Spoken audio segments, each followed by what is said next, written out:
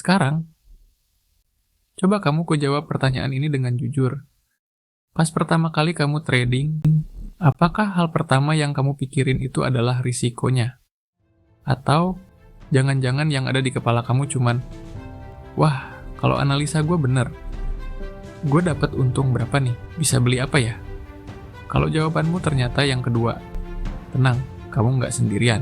Hampir semua trader pemula di luar sana punya pola pikir yang sama. Mereka itu terlalu excited sama potensi untung. Tapi sayangnya, mereka malah buta sama risiko yang sebenarnya. Dan jujur saja, ini adalah alasan utama kenapa kebanyakan dari mereka akhirnya gagal total di market. Nah, di video kali ini, gue bakal jelasin nih, kenapa trader pemula itu selalu ngeremehin risiko. Apa sih yang sebenarnya terjadi dalam pikiran mereka? Dan gimana caranya buat ngerubah pola pikir ini sebelum semuanya terlambat. Yuk, kita bahas bareng-bareng. Sekarang, coba deh kamu bayangin situasi kayak gini. Ceritanya kamu belajar trading baru seminggu. Rajin nonton YouTube, baca artikel, sampai ikut webinar di mana-mana. Terus, kamu lihat banyak orang posting profit di sosmed. Profit 10 juta dalam sehari. Modal 5 juta jadi 50 juta cuma sebulan. Di situ kamu mulai kepikiran, wah, ternyata gampang ya. Kalau mereka bisa, gue juga pasti bisa lah. Tanpa pikir panjang, kamu langsung depo 5 juta. Langsung hajar buka posisi. Yang ada di pikiran kamu cuma hitung-hitungan manis. Kalau profit 20%, gue dapat 1 juta. Kalau sebulan konsisten dapat 4 juta. Wah, mantap banget. Tapi, nggak ada yang mikir, kalau analisa gue salah, gue bakal rugi berapa? Kalau seandainya loss 3 kali berturut-turut, akun gue masih aman nggak ya? Atau yang paling ekstrim, apa gue bener-bener siap kalau duit 5 juta ini hilang? Pertanyaan-pertanyaan krusial kayak gitu, nggak pernah sekalipun terlintas di pikiran kamu. Minggu pertama, kamu hoki, profit 500.000. Gampang banget ternyata. Minggu kedua, kamu all in biar cepet double. Tapi, market, tiba-tiba dia gerak, berlawanan arah sama kamu. Cuma dalam waktu 3 hari. Akun kamu yang tadinya 5.500.000, sekarang tinggal 2 juta.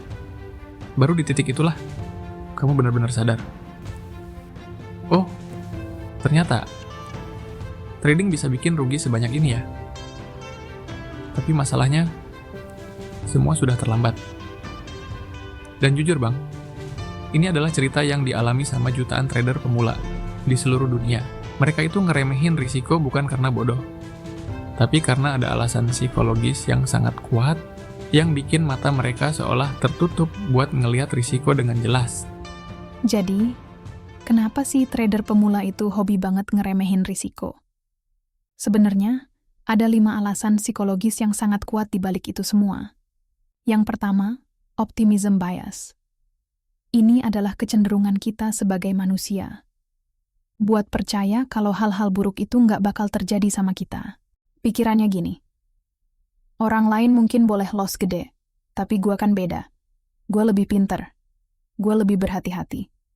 Padahal, market itu nggak peduli kamu sepinter apa kamu. Market juga nggak peduli kamu sehati-hati apa. Alasan kedua, Dunning-Kruger Effect. Ini fenomena yang unik, di mana orang yang sebenarnya paling nggak tahu apa-apa justru ngerasa paling tahu segalanya. Trader yang baru belajar seminggu, tiba-tiba ngerasa udah jadi expert. Gua udah paham candlestick. Gua udah jago baca chart. Gua udah siap tempur. Padahal, mereka bahkan belum tahu apa yang mereka nggak tahu. Alasan ketiga, recency bias. Kita cenderung lebih percaya sama pengalaman terakhir kita daripada data jangka panjang. Contohnya gini, kamu profit 3 kali berturut-turut.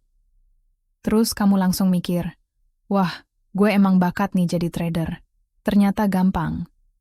Padahal, 3 kali profit itu bukan bukti kemampuan kamu, Bang. Bisa jadi, cuma lagi hoki atau kebetulan aja. Alasan keempat, loss aversion. Secara alami, manusia itu lebih takut rugi daripada senang pas dapat untung. Makanya, pas lagi profit, bawaannya pengen cepet-cepet di close. Takut profitnya hilang, katanya. Tapi giliran lagi loss, malah ditahan terus. Tunggu balik modal dulu deh.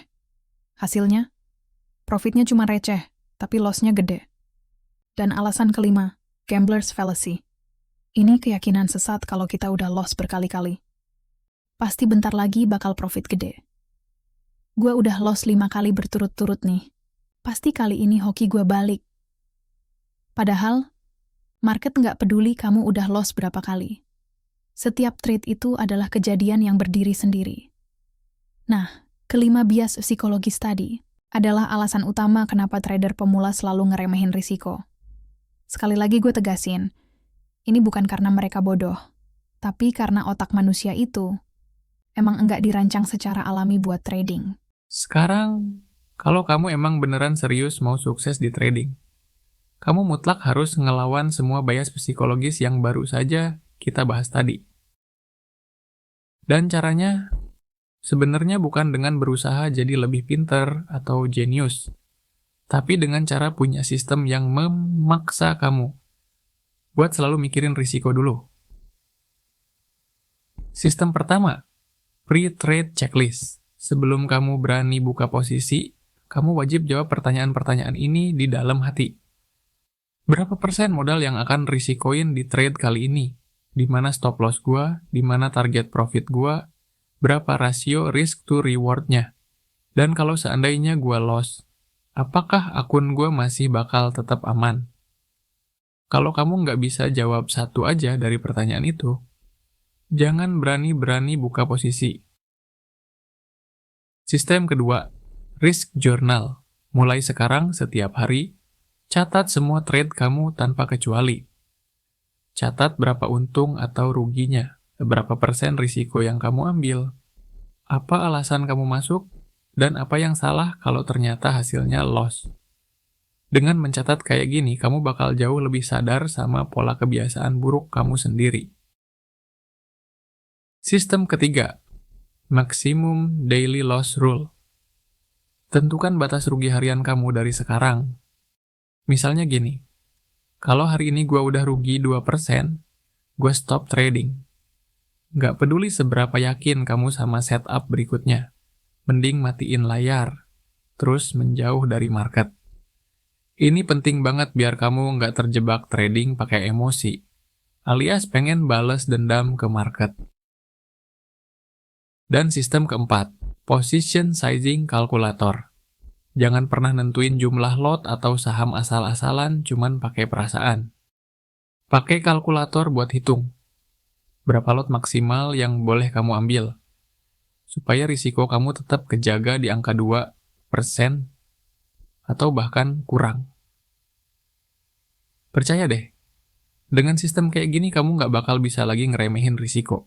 Karena sistem inilah yang bakal maksa kamu buat selalu mikirin risiko jauh sebelum kamu mikirin soal profit. Dan jujur aja, ini adalah satu-satunya cara buat ngelawan bias psikologis yang selalu ngintai setiap trader, termasuk kita. Oke, sekarang kita pakai analogi yang lebih gampang. Bayangin kamu lagi nyetir mobil.